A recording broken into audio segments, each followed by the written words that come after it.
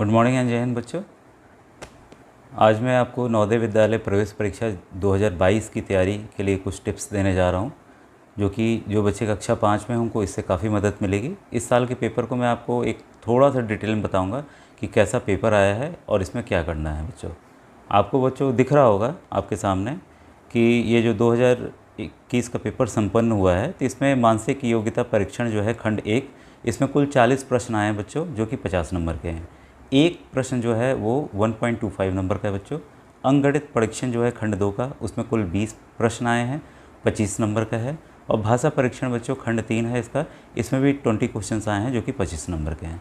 आइए हम डिटेल से जानते हैं कि आखिर इन सवालों में किस तरह की तैयारी चाहिए और हमें क्या करना है। जो बच्चों मेरा खुद का एक्सपीरियंस रहा है कि बच्चे आसानी से आपके मानसिक योग्यता परीक्षण के कर लेते हैं, भाषा का कर लेते हैं। दिक्कत आती है उनको अंकगणित परीक्षण में बच्चों। अंकगणित परीक्षण ही डिसाइड रैंक करता है बच्चों कि कौन बच्चा सेलेक्ट होगा, कौन बच्चा सेलेक्ट नहीं होगा। क्योंकि जो भी मेरे बच्चे परीक्षा दिए हैं इस बार बच्चों, तो उनके सभी आपके मानसिक योग्यता परीक्षण के 1 या 2 या मैक्सिमम 3 गलत हैं। भाषा में भी 1 या 2 बस गलत हैं। और गणित के ही प्रश्न में बच्चों किसी के 5, किसी के 7, किसी के 2, किसी के 1, इस तरह से गलत हैं बच्चों। तो गणित ही डिसाइड करता है रैंकिंग बच्चों की, आपकी क्लास में रैंकिंग क्या होगी इस पूरे ज़िले में। और रैंकिंग ही डिसाइड ज़िले की लिस्ट को भी करती है, क्योंकि जो भी कंपटीशन हो रहा है बच्चों वो ज़िले लेवल पे तैयार हो रहा है। ज़िले के ही बच्चे आके इसमें परीक्षा देते हैं, एग्ज़ाम देते हैं। क्योंकि सीट्स कहीं 80 है, तो इस तरह से आप देख सकते हैं कि 80 सीट्स पे कितने कैंडिडेट बच्चे परीक्षा दे रहे हैं। मेरे ज़िले में 4000 बच्चों ने एग्ज़ाम दिया है। 4000 बच्चों में से 80 बच्चे सेलेक्ट होंगे बच्चों। उसमें भी रूरल और अर्बन, ग्रामीण क्षेत्र और नगरीय क्षेत्र का कोटा अलग अलग बटा हुआ है। ओबीसी, जनरल, SC ST का भी कोटा बटा हुआ है। इसके डिटेल में आपको बाद में बताऊंगा। आज हम लोग केवल पेपर को डिस्कस करेंगे कि हमें किस चीज़ की तैयारी करना चाहिए, किस पे कितना हमें समय देना चाहिए। बच्चों आप अपने सामने देख रहे होंगे मानसिक योग्यता परीक्षण का पहला भाग 1। इसमें देखिए बच्चों जो 1 से 4 तक है, इसमें इन चित्रों में से 3 चित्र किसी विधि से एक समान है, जबकि एक चित्र अन्य से भिन्न है। अन्य से भिन्न चित्र का चयन करें, तो इसमें आपको चयन करना है।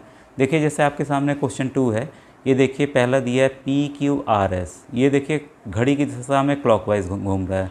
फिर यहाँ पे देखिए दूसरे B ऑप्शन में है PQRS, ये घड़ी की उल्टी दिशा में घूम रहा है। फिर ये देखिए आपके C ऑप्शन में PQRS, ये भी घड़ी की उल्टी दिशा में घूम रहा है बच्चों। और यहाँ पे देखिए आपका है PQRS, ये भी आपका घड़ी की उल्टी दिशा में घूम रहा है। तो इसमें ऑप्शन देखिए A सही है, क्योंकि वो जो है घड़ी के विपरीत दिशा में घूम रहा है, क्योंकि ये घड़ी की दिशा में घूम रहा है, अन्य जो है विपरीत दिशा में घूम रहे हैं। तो इसलिए ABCD एक समान है और A अलग है। तो इस तरह से देखिए जो भाग 1 के 4 हैं प्रश्न, उसको इस तरीके से करेंगे बच्चों। तो ये काफ़ी आसान है, आप लोग ईजिली कर सकते हैं। और बच्चों इसमें भी आप देखिए चौथा प्रश्न इसका देख लीजिए, ये काफ़ी आसान है। इसमें A ऑप्शन में TIC लिखा है, दूसरे में CTI लिखा है, तीसरे में TEC लिखा है, चौथे में ITC लिखा है। तो बच्चों इसमें देखिए सभी में TIC सभी में, C ऑप्शन में TEC है। तो इसमें E देखिए किसी में नहीं है, तो इसलिए ये C भिन्न हो गया। तो ये काफ़ी आसान होता है, तो बच्चों आप इसको ईजिली कर लेंगे।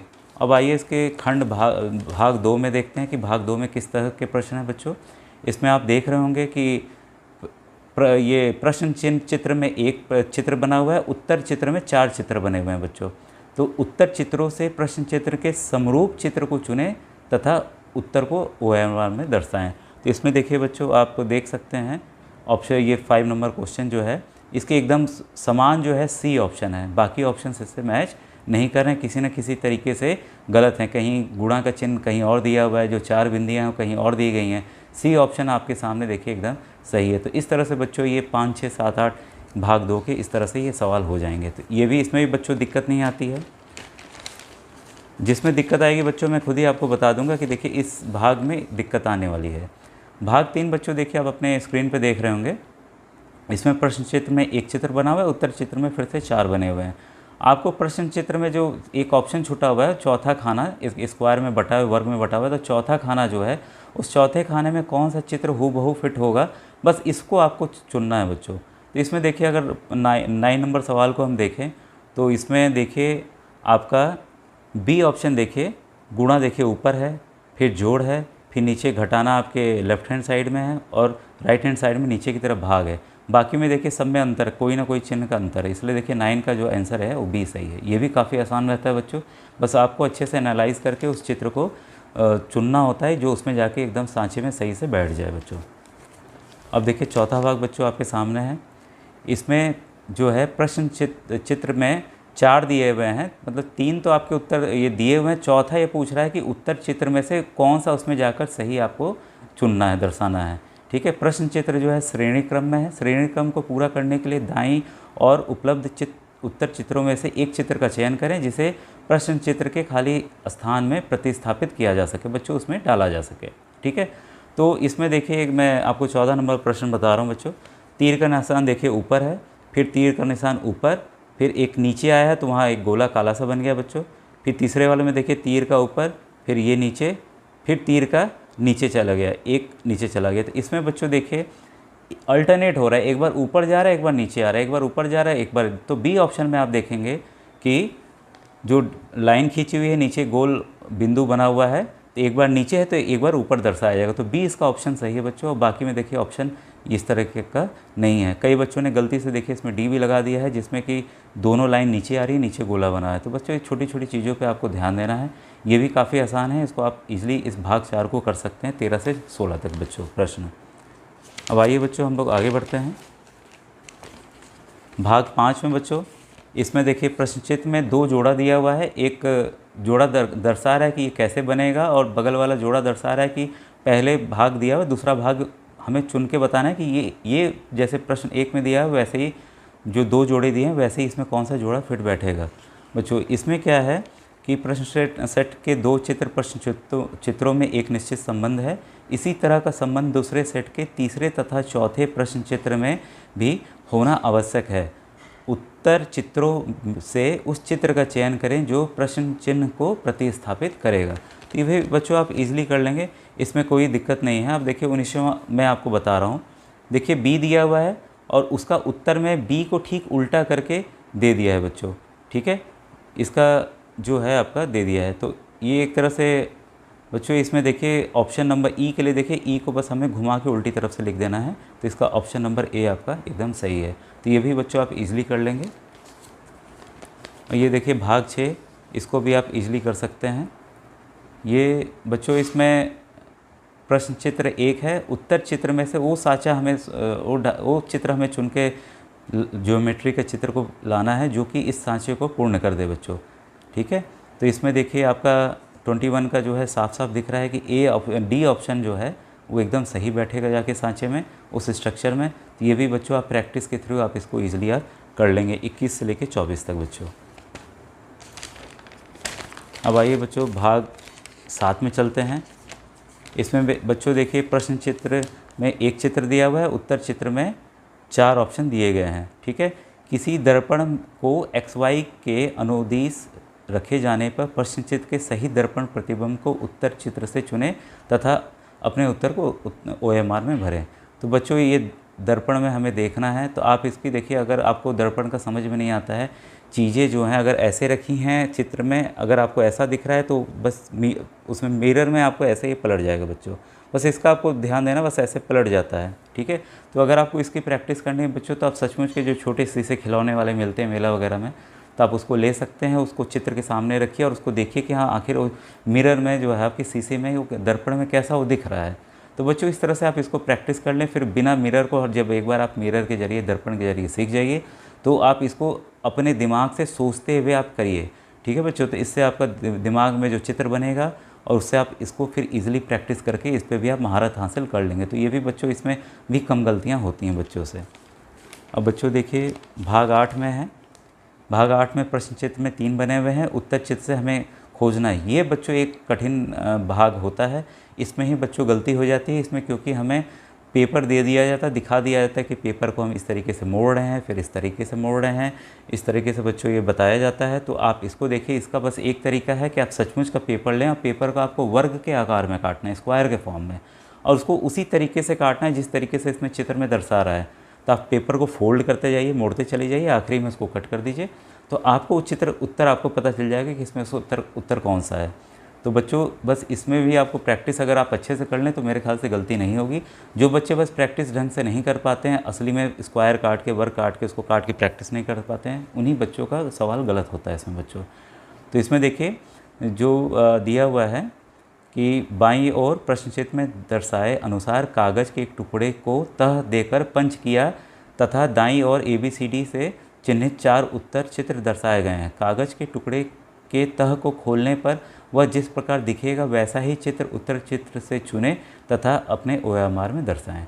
तो बच्चों इस तरह से ये जो 29 से 32 सवाल है ये आपको करना है। इसे में बच्चों गलती होती है, लेकिन आप अभ्यास करते हैं, पेपर को मोड़ के तह लगाकर उसको अगर आप काट के बार बार प्रैक्टिस कर लेते हैं तो बच्चों ये भी काफ़ी आसान हो जाता है। तो इसमें भी गलती नहीं होती है। जैसे जिस बच्चे का मैं आप पेपर देख रहे हैं उसका पूरा ही सही है चित्र में, तो इसने बस प्रैक्टिस किया था, जैसे जैसे मैंने बताया था वैसे इसने प्रैक्टिस किया था। अब देखिए बच्चों भाग 9 जो है ये बच्चों काफ़ी आसान है। ये 33 से 36 तक आप देख रहे होंगे। बाईं ओर एक प्रश्न चित्र दिया गया है तथा दाईं ओर ABCD से चिन्हित 4 उत्तर चित्र दर्शाए गए हैं। उत्तर चित्र से उस चित्र का चयन करें जिसे प्रश्न चित्र में उपलब्ध कटआउट से बनाया जा सकता हो।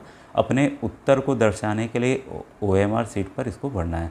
तो बच्चों ये टुकड़े हैं, इन टुकड़ों को जोड़ करके कौन सा चित्र बनेगा ये आपको बस बताना है। बच्चों देखिए 35 वाला काफ़ी आसान है। इसमें देखिए वृत्त एक सर्किल के 4 टुकड़े दिख रहे हैं, एक आपको आयत दिख रहा है लंबा सा। तो इसमें ऑप्शन ए देखिए साफ साफ ये जोड़ के देखिए बनाया जा सकता है। तो ये देखिए काफ़ी आसान है बच्चों, ये भी आप इजली कर लेंगे, प्रैक्टिस की बस ज़रूरत है आपको। और ये देखिए आखिरी भाग आ गया इसका बच्चों। इसमें जो है 37 से 40 तक बाईं ओर एक प्रश्न चित्र दिया गया है तथा दाईं ओर ABCD से चिन्हित 4 उत्तर चित्र दर्शाए गए हैं। उत्तर चित्रों से उस चित्र को चुनें जिससे प्रश्न चित्र छिपा सम्मिलित है। तो इसमें बच्चों आप इसको भी इजीली कर सकते हैं कि वो चित्र आपको बस प्रश्न चित्र से जो चित्र दिया गया उसको आपको खोजना है ये कहाँ छिपा हुआ है।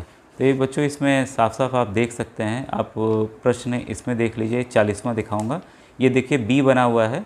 B देखिए किसी भी ऑप्शन में नहीं दिख रहा है आपको, बस केवल A ऑप्शन में आपको दिख रहा है कि ये B यहाँ बना हुआ है बच्चों। ठीक है, अब बच्चों आइए हम लोग आ रहे हैं इसमें अंकगणित परीक्षण में। अंकगणित परीक्षण में बच्चों देखिए मैंने इसका एनालिसिस किया।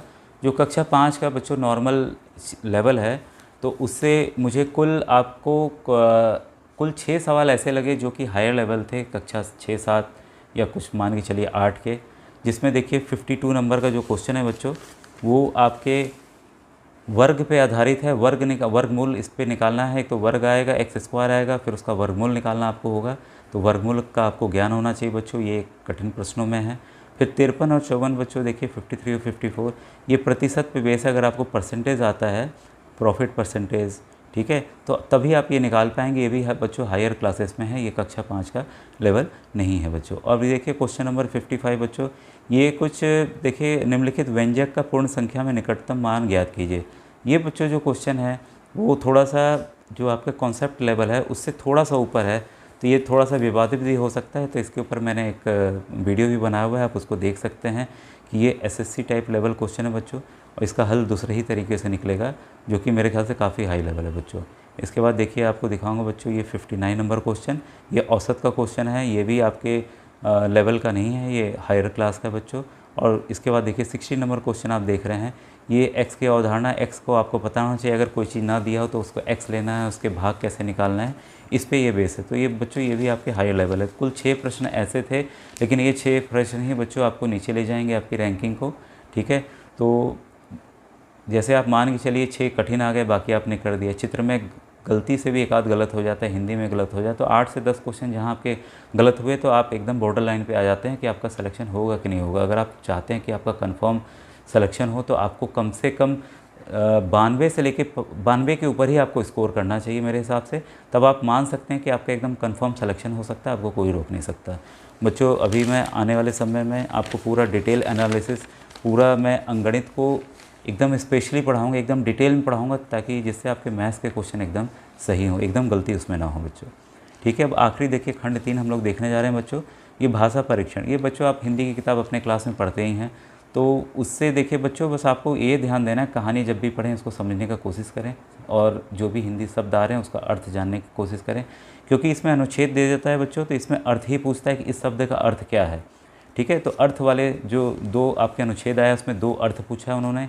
एक विलोम पूछा है, एक पर्यायवाची आप मान के चल सकते हैं। तो बच्चों जो भी आपकी किताब में पर्यायवाची दिया हुआ है, विलोम दिया है, अगर आप उसको याद कर लेते हैं, समझ लेते हैं, तो अनुच्छेद भी बच्चों आपका गलत नहीं होगा। तो इसके लिए बस आपको हिंदी की कहानियाँ हैं, आप अपना 5 का पढ़ लीजिए, फिर प्रयास कीजिए 6-7 की भी अगर कोशिश करें, उन किताबों को पढ़ के अर्थ को जानिए, तब आपका हिंदी भी एकदम गलत नहीं होगा बच्चों। तो अगर कोई गलती से ऐसा शब्द आ गया जिसका आप विलोम जानते ही नहीं हैं या अर्थ नहीं जान पा रहे हैं किसी वजह से, तो वही बच्चों प्रश्न गलत होता है। बाकी आप कहानी पढ़ के, कहानी की तरह है कि रावण को किसने मारा, तो आप जान सकते हैं कहानी पढ़ के हाँ राम ने मारा। तो इस तरह के सवाल होते हैं, आप वो ईज़िली कर लेंगे बच्चों, उसमें कठिनाई नहीं होगी आपको। तभी बच्चों मैं बस ये पूरी मैंने डिटेल एनालिसिस कर ली बच्चों। और आपको मैं बताना चाहूँगा, ये जो आपका मानसिक योग्यता परीक्षण है, जितने भी बाज़ार में किताबें उपलब्ध हैं बच्चों, आप उनसे उसको आसानी से तैयार कर सकते हैं। कोई उनके चित्र गलत हैं तो उसका आप उसको छोड़ के चल सकते हैं, बाकी चित्रों से आप बहुत आसानी से अभ्यास कर सकते हैं। भाषा परीक्षण भी आप इजीली कर सकते हैं, इस पर आपको किसी पे भी डिपेंड रहने की ज़रूरत नहीं है बच्चों। और अंकगणित परीक्षण ही एक ऐसा टफ़ टॉपिक है बच्चों जो कि आपकी रैंकिंग को डिसाइड करता है, वो आपको कठिन लगता है। इसकी मैं पूरी तैयारी कराऊंगा और भविष्य में अगर आपकी डिमांड रहेगी तो मानसिक योग्यता परीक्षण और भाषा परीक्षण में भी कुछ शब्दों का और कुछ प्रश्नों का आपको अभ्यास में ज़रूर कराऊंगा। और आने वाले समय में जो 2022 की जब परीक्षा होगी तो आपको मॉडल पेपर ज़रूर, मॉडल प्रश्न भी मैं उपलब्ध कराऊँगा बच्चों। क्योंकि मैंने पाया कि जो प्रश्न मैंने सोचे थे, लगभग 10-12 प्रश्न तो हूबहू वैसे ही वैसे आए जैसे मैंने बच्चों को सिखाया था, बताया था। तो बच्चों ऐसे कोई भी सवाल नहीं थे, इसमें एक सवाल बस था जो कि एसएससी लेवल का था। वो मैंने उस तरीके के प्रश्न बच्चों को लेवल के नहीं बताए थे, लेकिन उस अनुमानित वाला बताया था कि भाई अगर कोई संख्या अगर 7.2 आ रही है तो उसका किस संख्या पे जाएगा, तो 7 पे जाएगा। 7.8 आ रहा है तो किस पे जाएगा, तो 8 पे जाएगा। तो ये कॉन्सेप्ट मैंने समझाया था। लेकिन ये जो 55 नंबर वाला क्वेश्चन है, ये काफ़ी टफ लेवल का था बच्चों के हिसाब से। ठीक है बच्चों, आप बस मेरे साथ लगे रहें, मेरे वीडियोज़ को देखते रहें, उस पर लाइक करें, सब्सक्राइब करें, यही मैं चाहूँगा। इससे मुझे मोटिवेशन मिलेगा और बच्चों मैं आगे फिर आपके लिए वीडियोस बनाता रहूँगा बच्चों बराबर। थैंक यू बच्चों, थैंक यू वेरी मच।